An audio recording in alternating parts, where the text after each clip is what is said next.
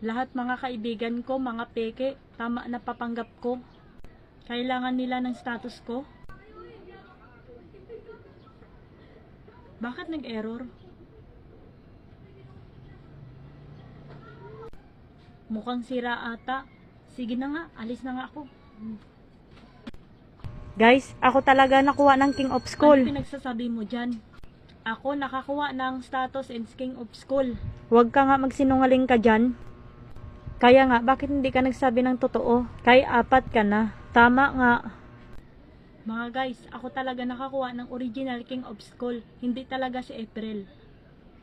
Ano pinagsasabi mo sa kanila? Siguro nainggit ka no? Nasaan na ang proof mo?